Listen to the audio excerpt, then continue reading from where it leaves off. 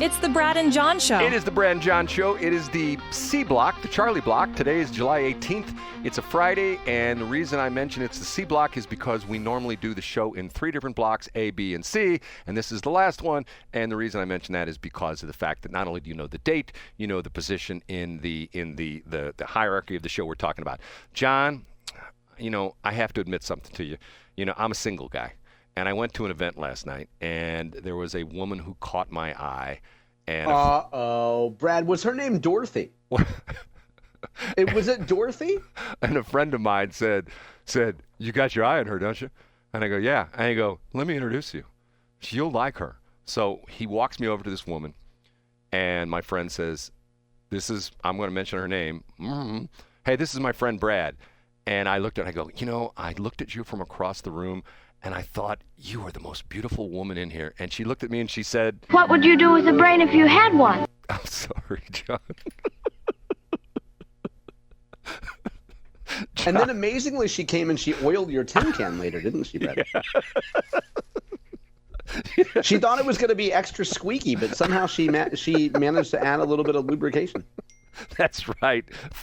Back in the day, it was 3-in-1 oil. Remember 3-in-1 oil? Did your dad use 3-in-1 oil? That was the big... No, I don't. Is that kind of like WD, or was it an early version of that? I don't know if you can still get 3-in-1 oil, but 3-in-1 oil was like the universal fix-it for anything that wasn't not working right. You got a can, my dad did. You got a can of 3-in-1, and you oiled it up, and if that didn't fix it, it was ready for the trash heap. Okay. Who was the character in Wizard of Oz that didn't have a brain? No, I'm serious. Who was it? The Tin Man, or who didn't have a brain? No, the Tin Man didn't have a heart. The lion didn't have what did the lion have? The lion didn't have. I thought it was a cowardly lion, so I thought he didn't have a heart. Oh, that's right. He didn't have a heart. The Tin Man didn't. Well, hold on a minute. Now, what did the Tin Man have? Somebody did. The Straw Man didn't have a brain. I think that's what. Okay. There you go. And for those of you who've never, you know what's interesting about this, John? There's probably young people out there, Wizard of Oz, what's that? I never heard of that before. Yeah, they thought it was Ozzie Smith in the 80s.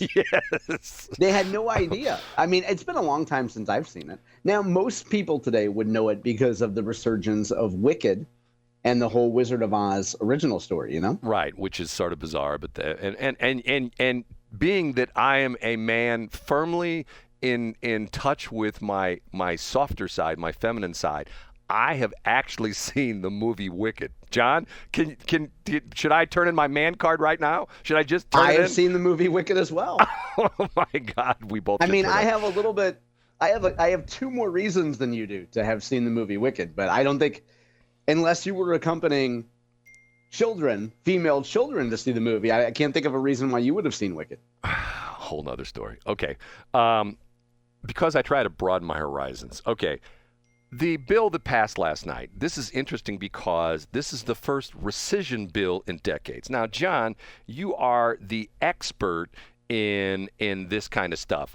Explain to our listeners, if they don't understand, what the rescission bill was all about. Yeah, as I understand it, when Congress makes appropriations in a budget, they have a limited amount of time to go back. And they use legislators use the phrase clawback, which means they go back to the money they have appropriated, and they can say, okay, we appropriated X amount of dollars, but we want to take some of that money back in this program, that program, and this program. So the rescissions package was originally, some of these groups had received or were scheduled to receive funding that they haven't received yet. And lawmakers in the rescissions package can say, yes, but we're taking that Corporation for Public Broadcasting money back. And that way the agency will not receive the money in the future. Right. Now, my gripe about NPR is that, and I don't want to sound like I'm a jerk when I say these kind of things, but here in the normal broadcasting business, if you go into most radio stations, you're going to see, and I'll give you a perfect example, the microphones. The microphones are typically going to be Electro Voice RE20, the very popular broadcast mic, which you can go on Amazon right now and buy for about $400, okay? And the amazing thing about the RE20 microphones is that they are exceptionally good sounding microphones. They have a thing called variable D, which negates some of the proximity effect, which is Nerdville, which I won't go into. But they're built like tanks. I mean, you can take the microphone, and matter of fact, I went one time to a convention, broadcasters convention, where the guy was demonstrating, I can't remember if he was Electro Voice or where he was from. He was literally taking a microphone, and he had a piece of 2x4 and a nail. He was nailing the nail into the 2x4, and then he plugged the microphone in, and it still worked, okay?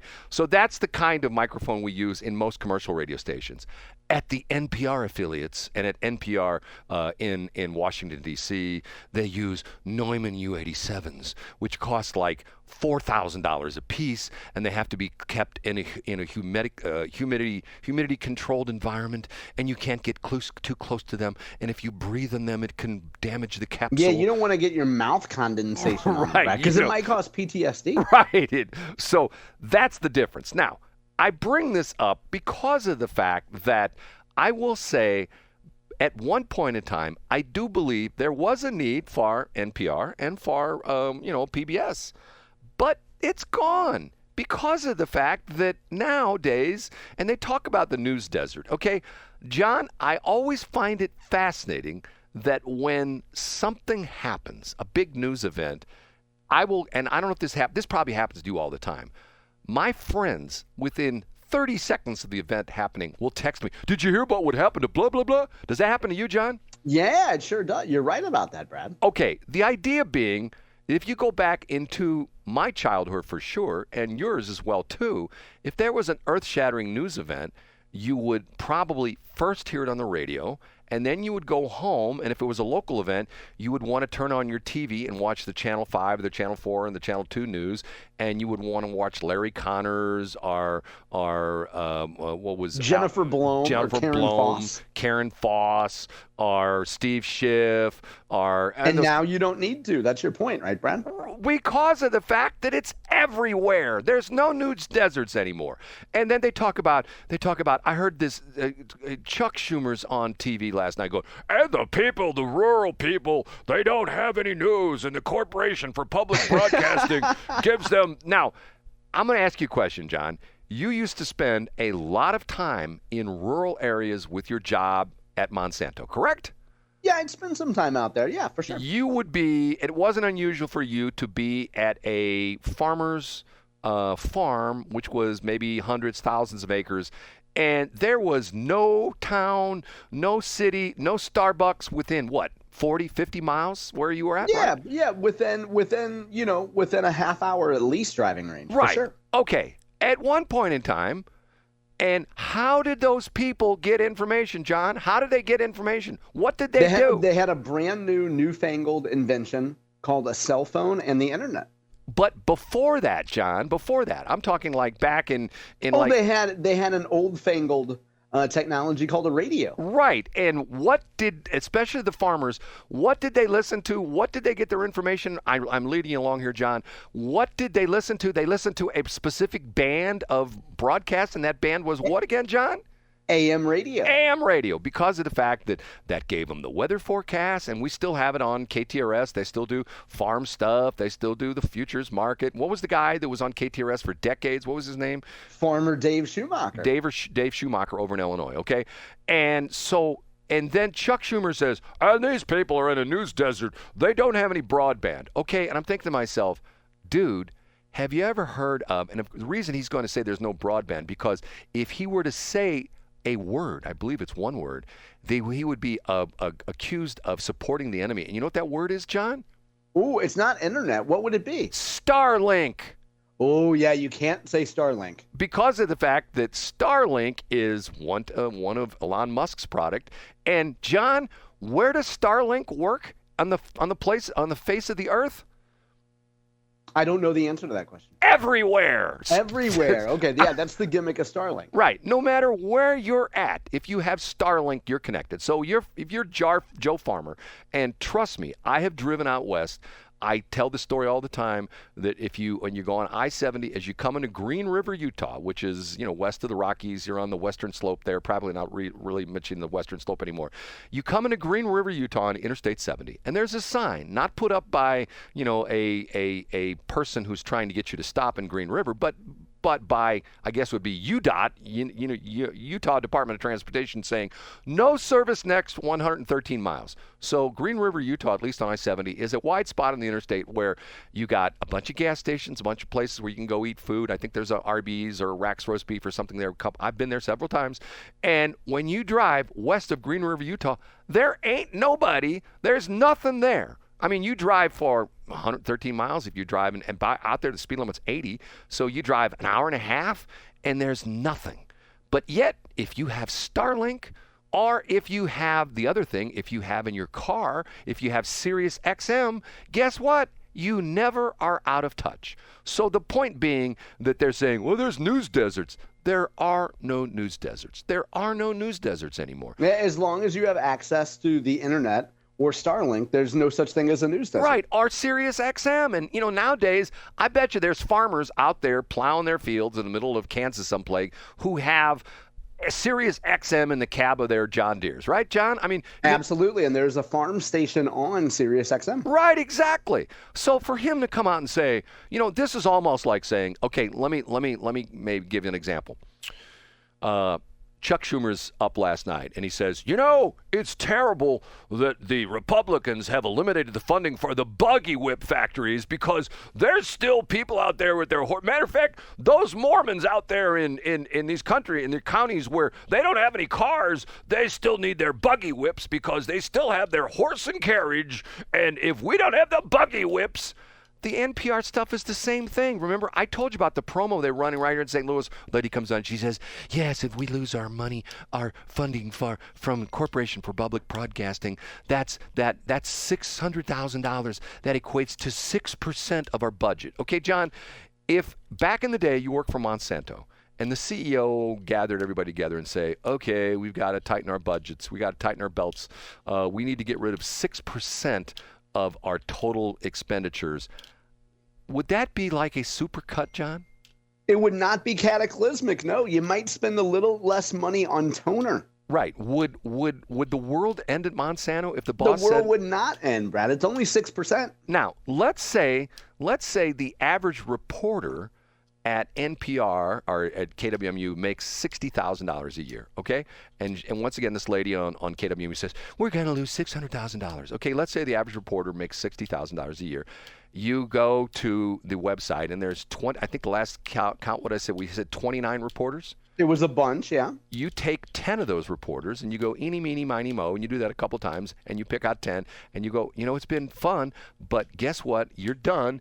And we appreciate your time here at KWMU. Go down the hall, and our 42-person HR department will give you the outboarding pamphlets, and you'll have your pay for the next 4 years, and you'll have health benefits for the next 20 years, and you'll have your pension, and PTSD therapy for a lifetime. Right, PTSD therapy, because once upon a time you heard Donald Trump on KWMU and you had a heart attack.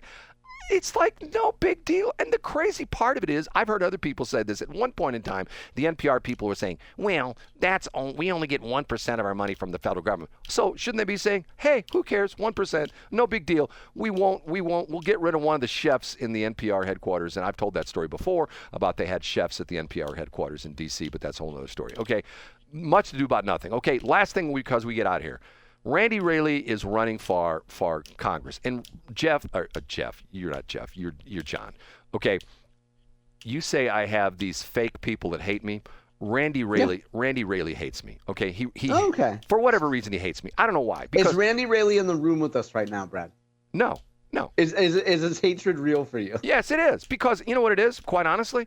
This goes back to the old days of radio. I was a top 40 guy, and we were the scum of the earth. The cool dudes were the Casey guys who got in here. They took like this Casey 95. That was the latest one from they were cool. You were like top 40. Yeah. You were like a pop star. You weren't like a hardcore rock guy. Hold on a minute. I got to go in the parking lot, take a hit off my bong. I'll be right back. Yeah. And so, Brad, what did he post about congressional districts? He posted the map of the state of Illinois, and the congressional district that he's in is the most bizarre district because it's got this great big horseshoe-shaped district that goes from essentially sea to shining sea. It goes from the east side, the west side of Illinois to the east side of Illinois.